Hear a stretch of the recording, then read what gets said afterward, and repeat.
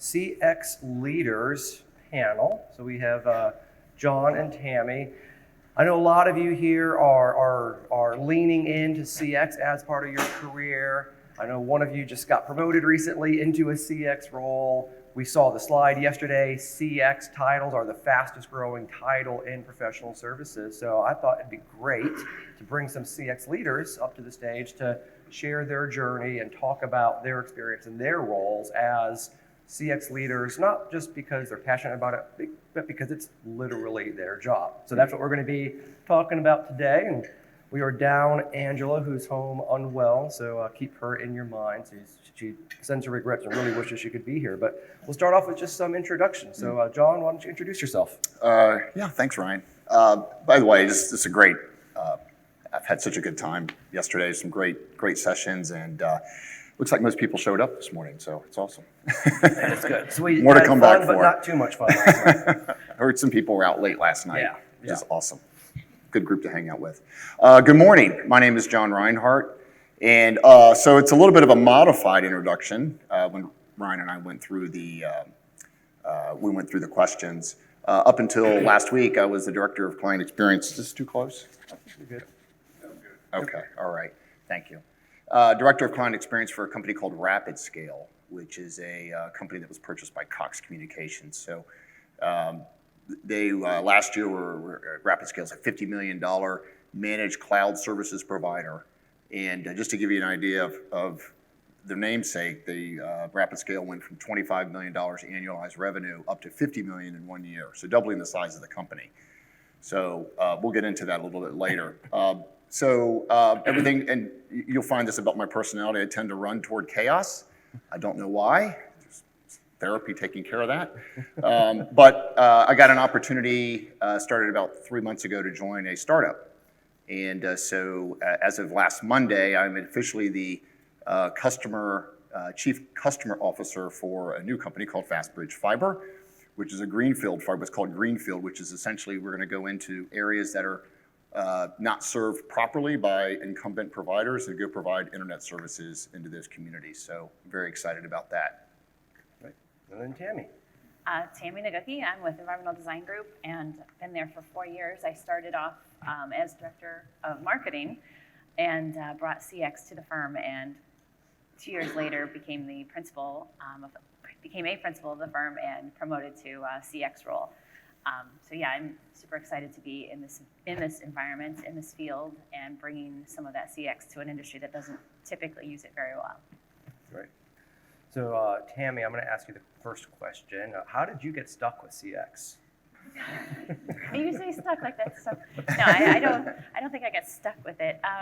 It's interesting as I jumped into this industry about 7 or 8 years ago in a construction firm and I had a brand new boss who was super energetic and came from a consumer marketing background. He was vice president of marketing for Sherwin-Williams, and he knew nothing about the AEC industry, nothing about any sort of professional services marketing at all, but he wanted to try all the things that he'd tried in consumer marketing in our industry. So he sent me out to Vegas to go to a CX conference with Adobe, and I came back with my head filled with ideas, because I already loved the idea of CX. I knew what customer experience was, and I loved what the big brands were doing, and that's all they were talking about out at Adobe, and I just got sucked in so much. And like, why couldn't we try that in our industry? Why couldn't a construction firm do that? And so I came back with all these ideas, and I had my list that I wanted to do and all the money that was going to be associated with it. And he's like, whoa, time out. I wanted you to get maybe 1 or 2 cool ideas and bring them back and we'll try them. And he's like, no, I want the whole thing. I want the whole CX. And it just wasn't going to happen there. So I left that firm with his blessing and went to a firm that just fully embraced any innovation and really wanted to jump in with both feet and trusted me to lead that charge. And I haven't looked back.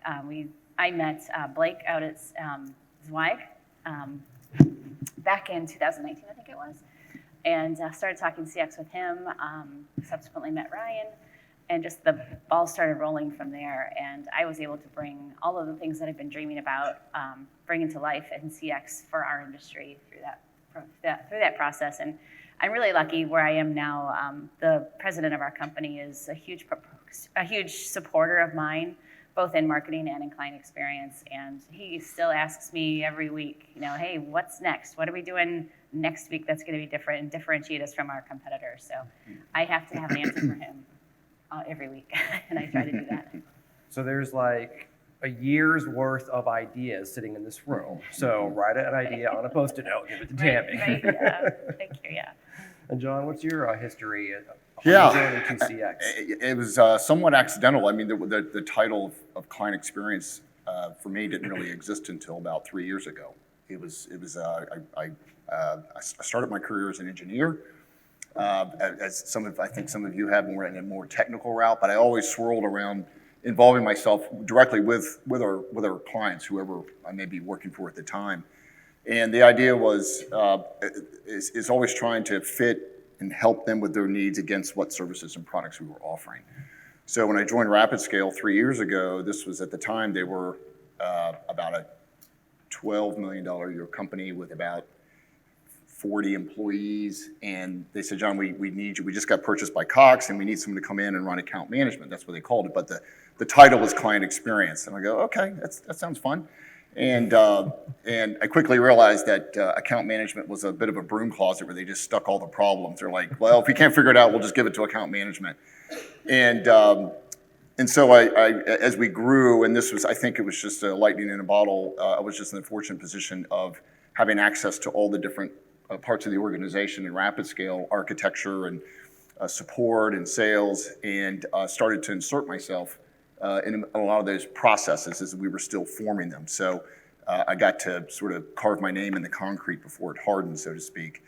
And what I found is that the more I asked questions about what the pain of not just what our clients were experiencing, but our clients interacting with our internal groups.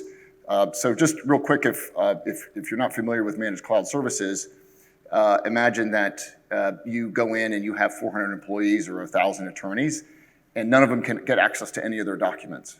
Or you go in one morning and all of a sudden something that you thought was backed up is no longer there and it's gone. That's what we did, and we had those kind of problems. So you can imagine the temperatures went from 0 to high very, very quickly. And so my group had to insert themselves in the middle of all of that and work through that balancing between the client and the internal groups within RapidScale. So it was it grew from there and kind of to where I am today. And you shared a story in our preparation around the business case that you started to see from your efforts in CX. Mm-hmm. So what was that? So as I found, what I found out is that as opposed to being reactive, which is where I started, is that in order for us to continue to grow, to be successful, is that we had to start doing more proactive things. So what I found is that from account management and customer success, client success, is that we had to start building a path. And all the feedback that you're getting is discerning between noise. There's a lot of noise in the business that we're in, and discerning that between truly what can you do to make a difference in how you're projecting your path going forward, especially in a fast-growing organization like ours. And that requires a lot. You have to be in the middle of a lot of very messy things, messy relationships, messy situations with clients, and dealing with the stovepipes, fiefdoms, whatever you want to call them, of how to move that forward. So I did have a good sponsor in our general manager who ran the company, and he supported. So I came to him with a couple things in terms of what we needed to do. For example, I'll give you an example. At the time, we had about 1,500 clients, and we were treating all the clients the same. So a client who was paying us $100,000 a month was getting the same treatment in terms of response time as a client who was paying us $1,000 a month. And obviously, that may land for you for some of the industries that you're in, but the idea is like, hey, we can't continue to treat all clients the same. Now, obviously, they deserve a professional level of support, but clients who are here absolutely. Those are the ones that we need to circle our best resources and our most productive resources around to make sure that that they stay happy and stay with us. And that impacted your churn quite a bit. Yeah, so when I came in, our churn was as high as that, and again, I'll define churn. So this is the idea: we're in recurring revenue. So let's just say we had $1,000 a month as an example, and the idea in that industry is about a 1% churn. You're just going to have clients that leave for different reasons, whether you have control or not. But the industry average is a little above 1% churn, which means per month, yes, per month. So $1,000 per month. 1% of that is $10. So if you do that monthly, the idea is that if you're in a growth company, churn is not really good. So when I came in, we were seeing churn as high as 4% per month, and it just, if you imagine that you're trying to grow, every client that leaves, you're trying to make that up and plus your growth. So it put a lot of pressure. So the idea was to keep churn down as much as possible. So that was the metric that our company used. You may have one in your respective companies. But fast forward 3 years, or last year and going through the first half of this year, our churn was actually under 0.5%. So some of the programs are starting to see fruit. Hopefully that continues. So John shared how he had to work across several silos in the organization to make change. Tammy, how are you in your role? We all know historically marketing doesn't necessarily carry the weight across an organization in professional services. How have you been an influencer or an agent for change inside EDG? Yeah, change management is a real issue, and certainly with our industry, it seems to be amplified a little bit. I mean, it really is a resistance that we face every day with just about every initiative that we roll out. So we had to start a communication plan on this probably a year before we actually intended to do anything about it. And the way I did it, coming from the marketing side of things, communications, my background, that's what I do. So I knew that I could at least get that part of it right. And I started by having all of the people that wanted to, everybody in the company that wanted to having a say in how our client experience program rolled out, I invited them to workshops. And I got pretty good turnout. Probably about 70% of the company wanted to participate. We had to do it over Zoom, unfortunately, because of COVID, but brought them in, got all of their ideas, shared some things that Client Savvy had provided to me to help me out with that conversation, and let them kind of pick and choose what was going to be beneficial for their clients. They were in direct contact with their clients. They knew them better than I did. So getting that input from them and having them really dive in and pull out the pieces of CX that they thought they'd like to explore. And then I just brought them the information. Here's what you said you wanted to try to do. Here's some things, some tools that we can get there. What do you think of the tools? Let them try out the tools. And it really was a long, arduous process. Mm-hmm. But at the end, I got pretty good buy-in from all of our project managers. And at that level, that's where I needed the support. They were the ones that were going to be interacting with the clients on a daily basis, and I needed their support. And of course, I had leadership support as well. So, having both ends come together to bring that in, I really think that the communication plan over those months was probably the most important part of that. Mm-hmm. Yeah, and me personally being in your office just last month and getting to work with some of your project managers and frontline staff, it's like, wow, this is like the easiest group of project managers I've ever had to work with before. So they're super energetic, lots of energy they bring to everything, and we have a culture, what we call a culture of learning. So we're always encouraging innovation, encouraging people to go and learn new things, go to conferences, attend things, get those certifications, get the learning that they need, and I think that makes them all kind of eager to try something new. So you had to come into Rapid Scale as the outsider, as an account manager, and work your way into influence, if not authority, in a lot of different parts of the business. Yeah. What was your journey like doing that? Yeah, it started with yelling at a lot of people, and a lot of people yelling at me. So I kind of fit right into that role. And I'm a easy-go-lucky person, but when you come in the morning and you look at your phone and you have a half a dozen clients who are not happy, or service is down and they're not happy with the response, and they want something done today, and they would reach out to me, and I just kind of threw myself into that void. It's the most interesting thing with technical people, and again, I'll speak only for Rapid Scale, is they're all completely capable and they're great firefighters. But conflict avoidance, they did not want to get in the middle of an unhappy client. They just wanted to back away as much as possible and kind of put some digital distance between them and the client. And I just realized, I was like, well, that's not going to work, right? When they're unhappy and they're emotional and their business is at stake, these are companies that have, and I tell this to all the groups that I have, it's like, these are companies that have trusted their business with us. And we can put them out of business if we don't respond and support them properly. And there's been several close calls. So what I did is I just threw myself in the middle of a lot of the chaos. And whether it was technical issues, whether it was architectural issues, we had a data center go out, which took out 800 of our clients for a couple days. So I'm in the middle of communications with the clients and coming up with, well, this hasn't happened before, so we got to figure this out together. And I was happy to just kind of jump in the middle of that. And even things like billing issues. Our billing system, we did what we called subscription usage-based billing, meaning that the bill for a client can look different every month. And our accuracy rate, as we found out, was probably around 70%. So 30% of the money that went out was incorrect. And a lot of times you're just like, look, we got to send out billing for the month, and we'll just see what comes back. And so you're trying to fix that on the fly. Yeah, it was a lot of fun. But the short answer is just throwing yourself in the middle of it and getting involved with helping solve immediate problems. And that, what I started to find, is that actually gave me some momentum to start solving the bigger problems. But I had to start at the ground level of, I was out visiting a lot of clients, calming a lot of nerves, working with people, bringing in the right resources to help get some things back on track. And that, I think that helped me in the longer run. And I'm sure being the person who's preventing some of those fires probably earned you some respect and trust from your internal people over time. I think it did, because I would usually get a call.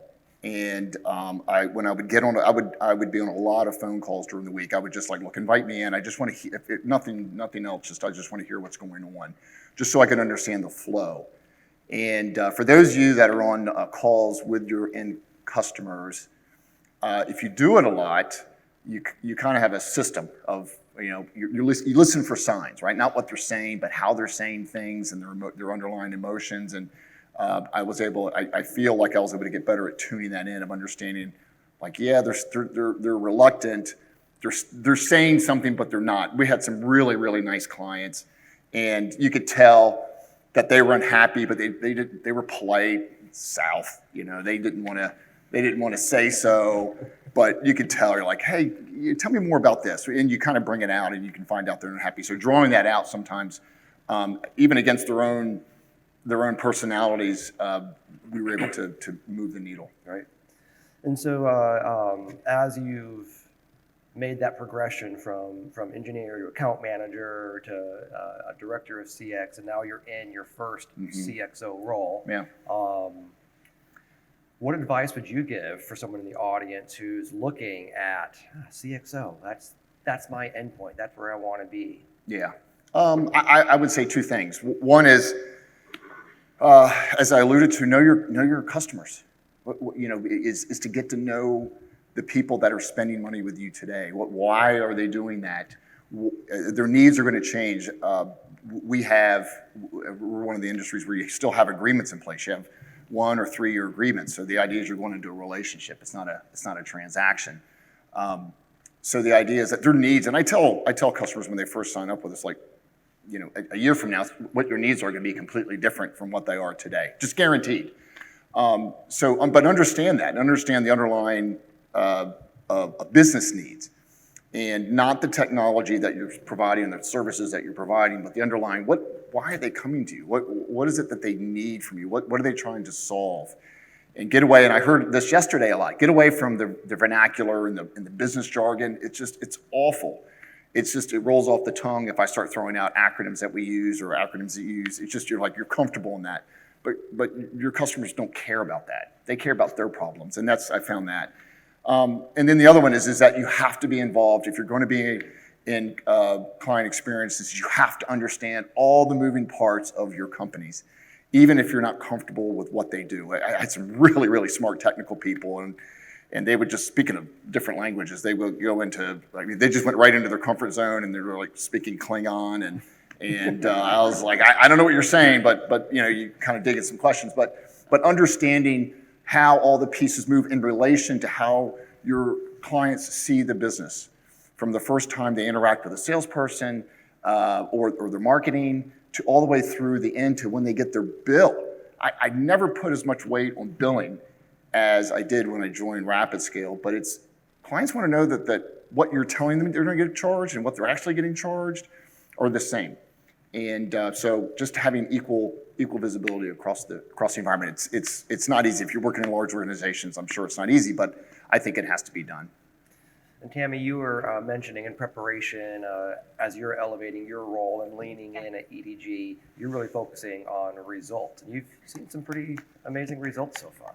Yeah, and I was going to kind of bounce off of what John was saying, that you know, getting to that point where you're taking that seat at the leadership table within your organization.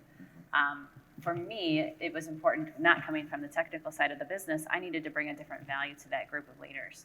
So I focused on what are the returns that we're going to see as an organization if we institute this client experience program. So immediately I needed to know, you know, what's this going to cost us and what's our return going to be, and how soon can we get to that return. As soon as I started providing and proving those numbers, it was a done deal. You know, once you prove your value to the organization, the seat's available to you at the table. Yeah. So that's how I got there.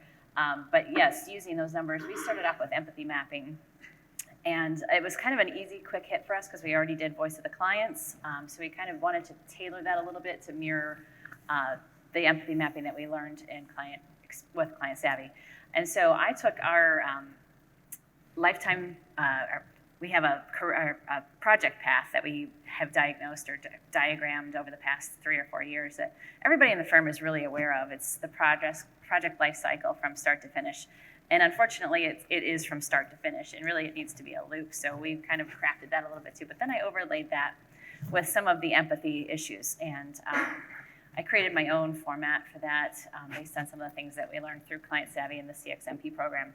And I took that to our business development directors and had them identify 5 clients for us. Actually, it turned out to be 4.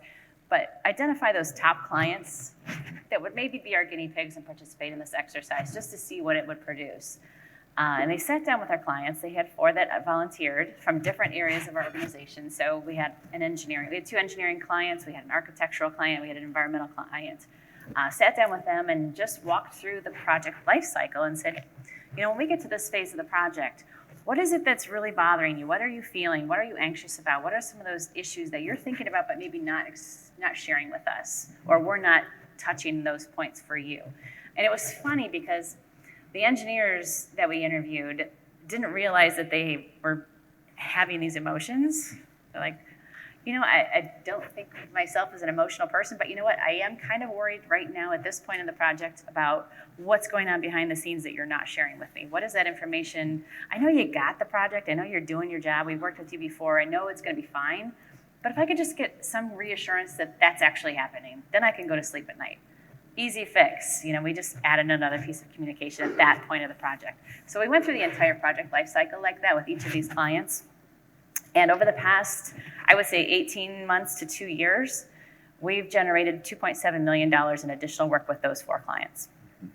And I'm not saying it was completely attributed to that exercise, but I have to admit that some of that was related. We now understood them a little bit better. We knew where those points are that we could have that communication where we're not bothering them during the project. We're actually giving them a piece of information or sharing a communication with them that helps them go to sleep at night, helps them get through the project, helps them look better to their boss, which is a lot of times the case, really trying to make that project be a seamless and a good experience for them. And I think that this year, going into 2023's strategic planning, that'll be a big component. We're going to roll that out to many more of our top clients, probably looking at the top 20 this year. So that's not just you understanding the client better, it's the client understanding that you understand them better. Exactly. All right, all right, that's fantastic. And John, you talked about a West Coast client that really responded well to some of your CX efforts. Yeah, some clients are just always always upset at some level. It's just a matter of how upset. As long as they're not upset enough where they leave. But we had a West Coast client. They were in hospitality. They did specialty restaurants. It was actually one of RapidScale's first clients. So imagine our founders were out on the West Coast and they're trying to get business, and this client's like, look, I'm going to take a risk on you. Can you do this? Yes. Can you do this? Yes. Can you do this? Yes. So there's a lot of yeses. So fast forward 3 years later, when their agreement was up, our company had changed a lot, and so had theirs. And at some point, you just go, is this client still a good fit? And I was having this conversation with our general manager who runs RapidScale, and I said, I'm going out there. We've got a renewal coming up, and what do you think? He's like, I don't think they're a good fit because they just have needs that we can't support anymore. And he goes, John, they're a $50,000 a month client. They're a good fit for us. So you go figure out how to make them a good fit. So I went out there, and there were some challenges. They weren't happy with some of our services, but in the way we were responding. But so I did a couple things. One is I brought several people to the meeting on site, and this was still at the tail end of the pandemic. So California, they still had a mask mandate, so we're all in mask at the table, which was a little bit awkward, but we made it work. But I knew this was not a Teams, or Zoom meeting you had to have. You have to sit across the table, even with mask on, because there's a feel you have to have with them, and it's personal. This is a very personal company. But the first thing I did is make sure we bring the right people to the table. So I wasn't answering all the questions or making commitments on behalf of other people in my organization. So I had about 3 or 4 other people who had those responsibilities that were like, we're not leaving until we get things ironed out. And the meeting did not go well. I think they were set on leaving us. And what I found out is I was like, well, hold on, let's articulate what the 2 or 3 things that are giving the most pain. And so we put together this whole presentation, and we had this, you work weeks on this deck, and you're like, we're going to go through these 9 bullets, and within 5 minutes, that completely was thrown out the window. It's like, you know what? Let's just kind of move that aside and just talk about us, right? We had a long-term relationship. We want to continue that. What is it that we can do for you? So we got down to brass tacks, and at the end, they said, we're not sure, and we left thinking we were going to lose the contract. And we were out in the parking lot. I remember I was not happy because there were some things I wasn't happy about. But I said, look, let's go back. It's like, let's not give up on this. Let's go back. And I sent a note over to the COO, and I said, look, this is what I heard. As I followed up, I said, this is what I heard. Let's do this. Let's make some quick changes.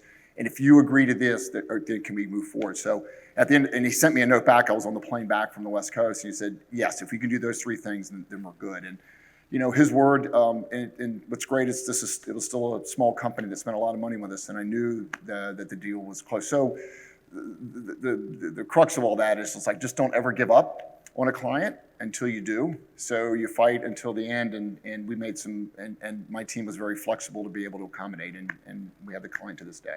Great. So just a couple more questions, then we'll open up for the audience. You shared a lot of the highlights, and I'm sure that's encouraging, but I know you both have stubbed your toes and run into some challenges. So do you have any setbacks that you would like to share, or that you would be willing to share with the audience? Yeah, I think with any initiative that you're trying to roll out, there's going to be some setbacks, things you didn't plan for.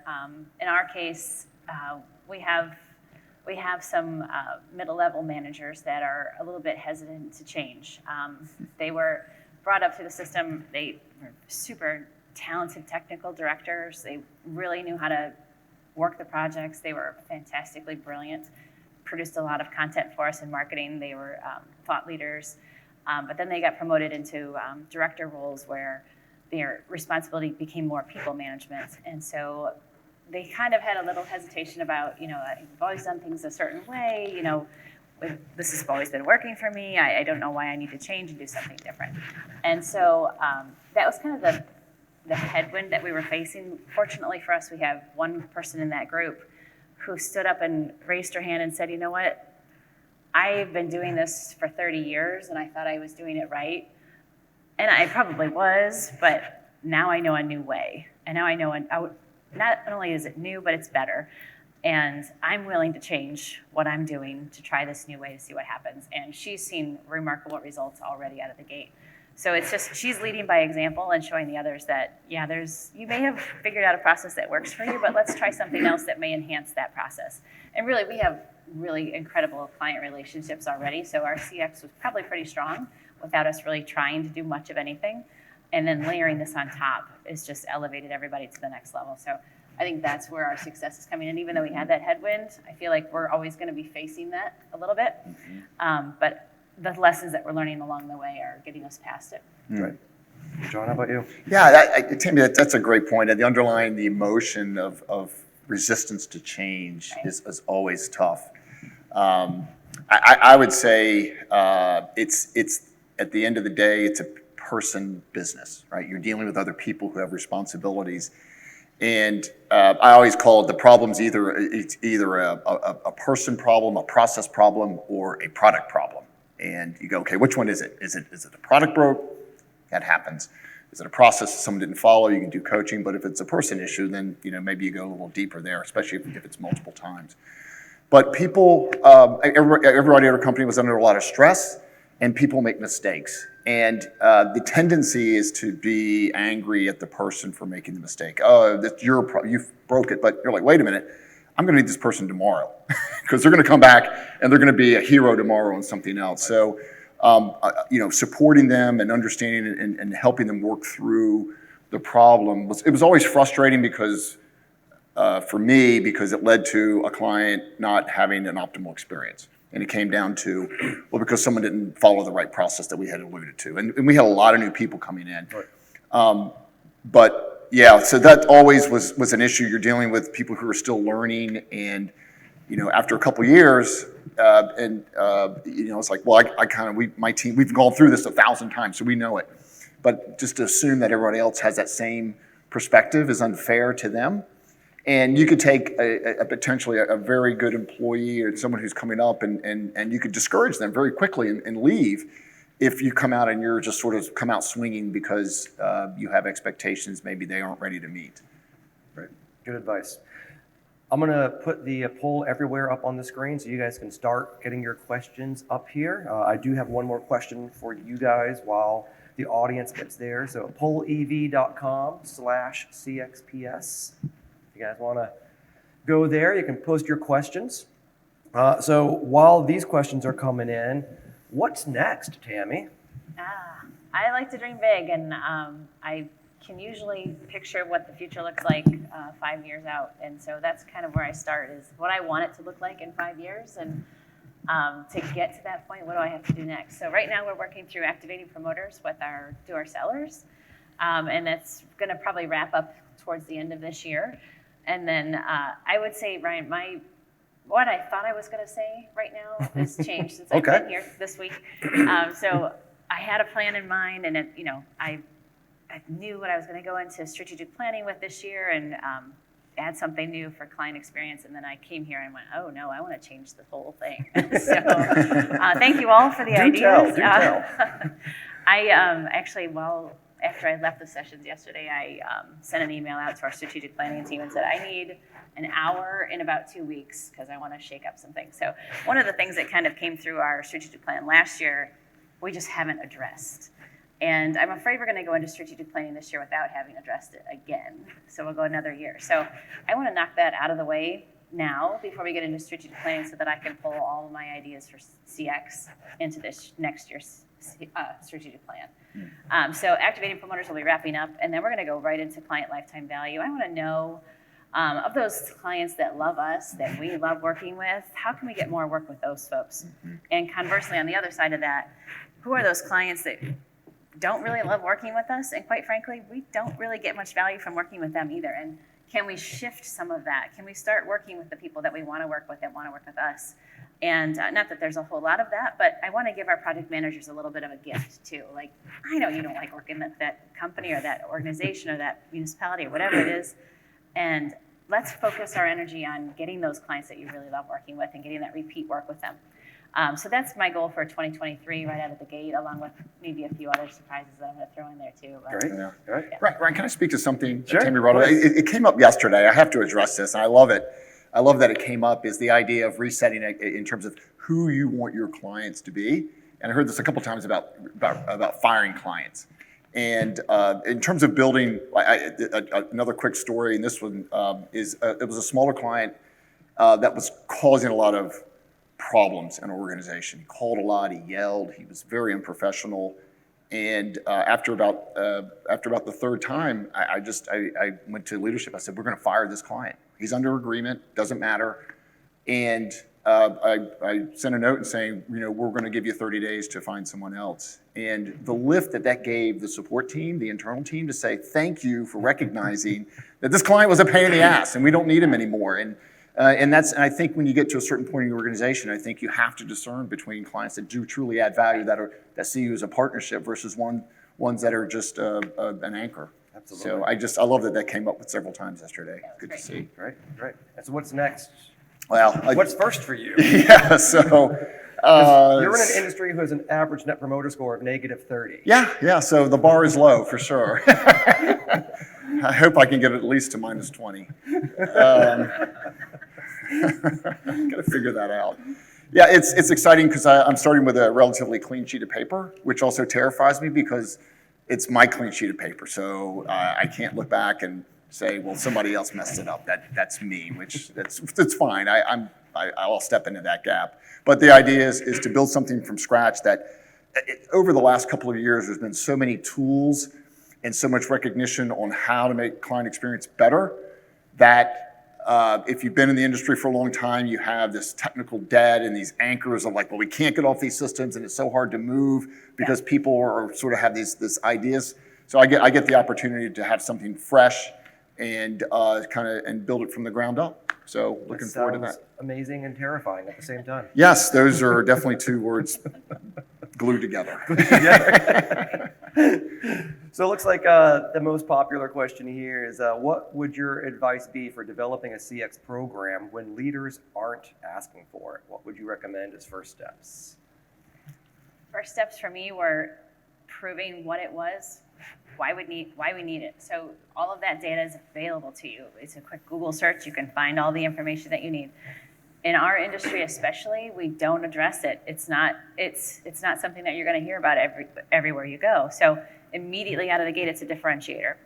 We include it in our proposals. We have a full page that talks about our client experience program and what we're going to do for you as a client. Our project managers are talking to their clients during the build up to that project, letting them know we've changed. This is what we're going to be doing. This is how we're going to communicate with you. You're going to be able to communicate with us throughout the project. So we start drilling that in right away. And I think by sharing those anecdotal pieces with leadership, it was for me, it was easy. I know if you're dealing with somebody that's not really on board yet, you're going to have to prove it. You're going to have to show them the numbers, and you're going to have to show them, our hit rate's going to go up, and here's how, and show them when it does actually happen. Our hit rate went from 60, which is still high for our industry, to 65%, and revenue increased too. And again, I can't always tie that to what we're doing in CX. I tend to think marketing has something to do with it too, so I pat myself on the back twice for that. But we had to prove it to leadership to get them to start. And I invited them to sessions with Ryan and with Blake early on to have them, let them do the presentations for them and show them the evidence. It's always better to hear it from a third party. So if any of you have kids, you know that if you're telling your kids something, it's like in one ear and out the other until somebody at school tells them that, and they're like, oh my gosh, Mom, you're not going to believe this. And you're like, I literally just told you that. So it's kind of the same thing with this. I mean, I can keep telling them and keep showing them, but really to hear it from a third party, to have that evidence to show them really helped. Right. Yeah. It comes down to, it's a business that you're in, right? Client experience is about improving the business at some financial level. Whether it's retaining clients for a longer period of time or drawing more revenue out of that client. I mean, that's, again, I'm going off of my experience here. And the easiest analogy that I use is one that we used when Cox Communications acquired the company is that they're giving you a briefcase full of cash, right? They're just like, here's $1 million. I'm asking for $1 million, and in a certain amount of time, you're going to get $1.5 million back. That's it. right? All the squishy stuff about, clients are going to be happier and clients are going to, respond better. It comes down to what does that mean to the company? And if you can put it in terms, if you can find a gap that you go, if we do this, this is going to improve this particular line on your, this is going to improve your bottom line, whether it's margin or revenue growth, or mine was relatively easy, thank goodness, was reducing churn that was already prevalent. So it was fixing something that was broken, but you're going to have to find something that's not working. Maybe they're aware of it, maybe they're not. And hopefully they care enough that you can, and this can't be incremental. It has to be a leap. A lot of executives, at least the ones I've dealt with, don't care about incremental. They want large, because they're dealing with a lot of incremental stuff. They want large changes. Yeah. And my experience is if you show a leader a machine that they put $10 in and they get $20 out, they will find the biggest stack of $10 bills they can. Yeah. Right. Yep. So start small, iterate, find those early wins, and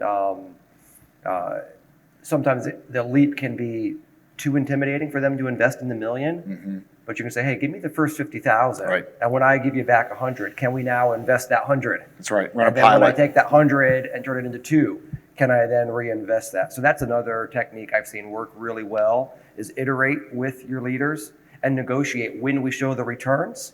Can we reinvest those returns into what's next? And that way you really approach CX as a self-funding initiative. That's a great question here. And I would love to have the answer to that. Do you have thoughts about the ideal CX staff ratios? How many dedicated CX people do you need based on firm size? So why don't you start off, how big is EDG, Tammy? When I started 4 years ago, we were 60 employees. We're now at 80, so we're growing. Ideally, I would want everybody in the company to have a CX after their name, but that's not necessarily going to happen. Right now, it's me. I have 2 business development executives that report to me that also I obviously use their mentorship and their leadership to help guide our sellers.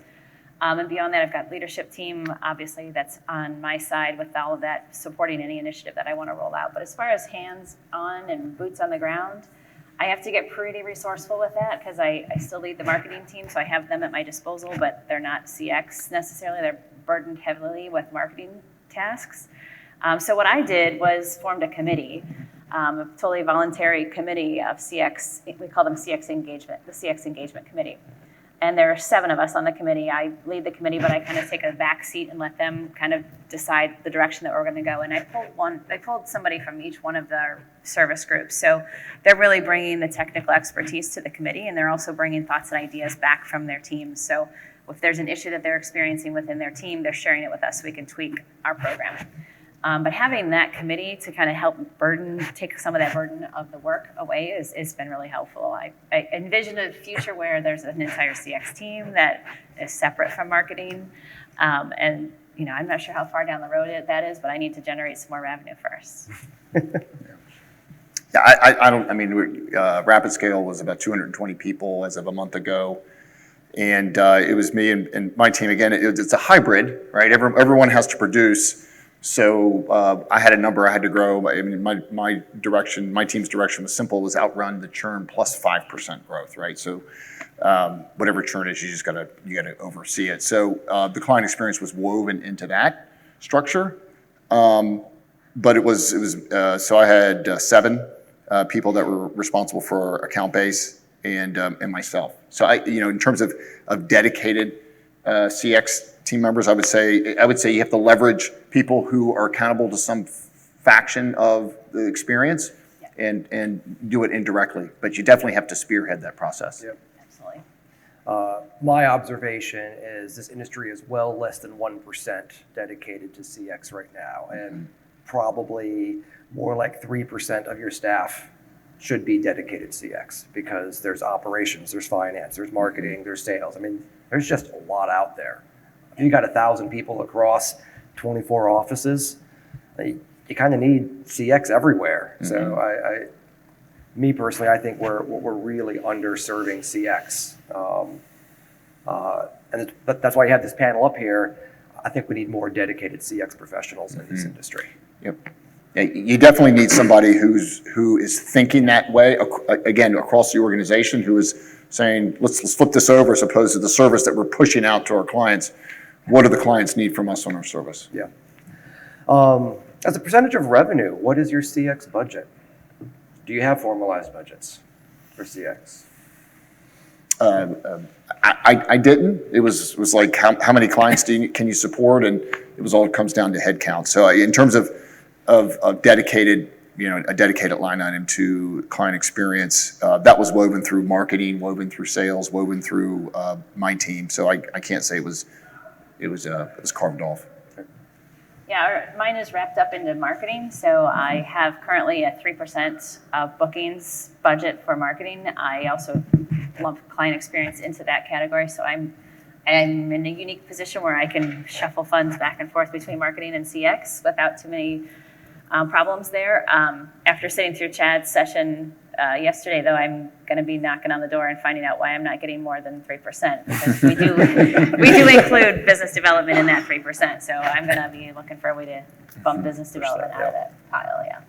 I do know one of the more progressive CX firms, when they were doing their big push on CX transformation, they tracked it in their timekeeping, and I think they did 2 or 3% of their total labor hours one year were charged to CX. So in terms of internal soft cost across the organization, between PMs, CX leaders, everyone in between, they put about 2 or 3% of their total labor that year into CX. I should mention our 3% does not include salaries. Okay. That's just spend. That's just spend. Yeah. And I know you guys are using time tracking software. Yes. Are you billing to the CX project, or are you incorporating that? We're just starting to, so we just started that in 2022. So I don't have good numbers for that yet, but yeah, we did make that switch at the end of last year. And I've seen other leaders say CX is a billable activity, so bill it to your clients. Right, absolutely. So certainly some diversity on that. Tammy, there's a question for you. Was it hard for you to make the jump from marketing to CX? Not at all. It was probably the most natural thing that I ever have done. If you think about it, I mean, maybe it's a little bit different in professional services, because I don't know that professional services marketing is the same as marketing for consumer brands. But if you think of it more like a consumer brand, if you start using that mentality of how you're creating experiences, how you're messaging your product, and how you're getting to your client, how are you getting to that audience? It's virtually...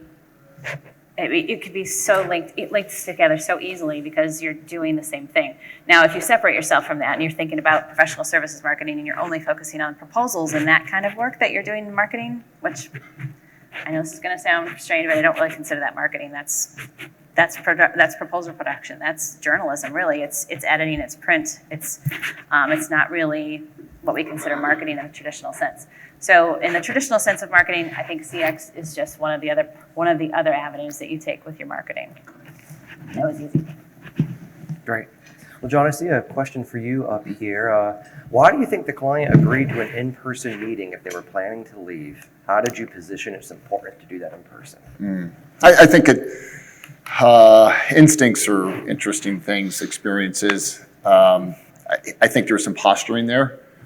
I think he wanted to state, again, emotionally, he was not happy and he was ready to leave. I don't think I had talked with him several times before. I think he didn't want to leave because then he would have to go find the whole process of moving from one managed services provider to another is a huge lift. And you have to, so there is some negotiation and you have to maybe walk on a ledge and I don't think you're ready to leave yet. But I knew that trying to execute a discussion as good as video is, it was just not the proper thing, even though it was a cross-country flight. I think a lot of clients, good clients, they cry for help before they really truly want to leave. And those are the best clients, the ones that tell you what's going on and go, hey, I think you could do this better and that better. And if they're good clients, you want to listen to them. And those have a lot of, and I use this term weight, those have a lot of weight. And we do listen, and those, not that other ones count less, but the ones that are truly dedicated to the relationship, when they're giving you feedback, you definitely want to take it in stride. And he was one of those. A lot of customers in the industry that we're in do a lot of foot stomping before they truly leave. So they're giving you lots of signs. It's one of the things I love about challenging client feedback. If a client gives you some tough feedback, it's because there's a glimmer of hope that you just might listen. Yeah. It's the clients who don't give you the tough feedback that are closer to being out the door. So every time you get some tough feedback from a client, boy, breathe a sigh of relief because they're telling you there's still hope. Just because you guys are both part of this, what have you enjoyed most about the CXMP program? Oh, wow. I love learning. I'm always going to be looking for some new thing to do and some new thing to try. I want to be innovative. I work for a firm that values innovation. So anything that I can bring to the table that's going to change something, move us forward in a new direction, or inspire somebody to be greater at what they're doing than what they are today, I'm all in for that. So that's probably the reason that I got in and the reason that I wanted to learn more. And even though I graduated now, I know that there's like a whole calendar of events coming up. You're going to see me in all of those because I love the interaction between everybody that's on the call during the training, and I learn something every time from somebody else in the group, and I don't see that changing. So I think we're all so new at this that we have so much yet to learn. Yep. And John, you've been a little bit different. You actually launched one of the cohorts that isn't CXMP, but it's just a virtual community in between. What have you gotten out of the cohort program? Yeah, I was seeking out an organization that focused on client experience, and lo and behold, it was 20 minutes away from where I was working. So how fortunate. So yeah, I've been here, I guess about a year, a little, yeah, because I came last year or joined the virtual one last year. And really, it comes down to just what we have in this room is the idea of understanding the challenges and successes that peers, different organizations, different sizes, different points in your career path. There are people like me who are sort of at the, on the downslope of your career span. I see there's some people here that are just getting into it, and it's so exciting to hear different individuals talk about what they want to do. And I love the successes, but I also love to hear about the things that didn't go so well. I don't know. There's such a good. It's just a great story to hear about something that just went completely up in flames. Of course, you survived it. That's important. But I like to hear both, and just understanding that perspective, and at least comfort in understanding that other people are having the same challenges maybe that I am in my endeavors, and maybe some breakthroughs, however incremental. Right. So for those of you who don't know, we do have a CX cohort program. So if you guys are loving what's happening these couple of days and mixing with each other and hearing each other's stories is just like really lighting you on fire, then join one of our cohorts and start a cohort. If you got fired up by the onboarding panel yesterday and, man, I want to lean in with someone else who's doing onboarding, just let us know. We'll organize a cohort. We'll get the Zoom set up, and you and your peers, you can meet once a month for 5 months to talk through onboarding. John started one that's just kind of open-ended, monthly. It's, hey, what are we working on? So it's a little more open-ended. So whatever you guys want to do for a cohort, if you've got an idea or if you want a group, let us know, and we will find you people. John said, hey, I want one of these. Here's my idea. And we found half a dozen people, and you guys met about 10 times. And There's definitely some tuning there in terms of making it a value, right? We all have a lot of things to do, and at the end of it, it has to provide value to spend an hour together. But I mean, we're a small but mighty group. This is. I don't know if there's other organizations. I don't think there are that focus exclusively on client experience. So look around. These are your cohorts if you're going to stay in this business. So we need to hear from each other. Right. So then, final question: what one word of advice would you give to the audience if they want to follow on this journey? You can use 2 words if you want to use 2 words. Good, I have 2 words. All right. Dream big. Dream big. As big as you can think, as big as you can imagine, go there. You may not get all the way there, but start there and then take a small step towards it every chance you get. I think, I don't know where CX is going in the future, and I don't think any of us really do, but I know that it's going up. It's going to get bigger. It's going to get more inclusive. More people are going to be involved, and more people that are involved, the more great ideas are going to come to the table. Be open to those ideas and jump in. Yeah, Tammy, you said it. My word is vision. is have a big vision, and then but celebrate successes, incremental successes along the way. One of the things I found was I had this idea of what I wanted it to look like, and I would always get initially I would get a little frustrated about like, oh, we're not getting there fast enough. But if you look closely enough, you can see like, hey, we've improved actually incrementally here. We're moving toward the goal. You'll never get to the goal. Okay, let's just kind of let that out. You'll never get there because your vision should be that big. Like, hey, this is perfection. But the idea is that, and again, going back to the people business, is celebrate wins with people who help move you towards your goal, and they will embrace you in your journey. Right. And be willing to change course if it's not what you expected. Yeah. Failure is a strong word, but reroutes are definitely in the plans. Yeah, come to CXps next year and completely change what you're going to plan to do, right, Tammy? Right. Right? But hey, guys, thank you very much. Great insights. Let's give it up for John.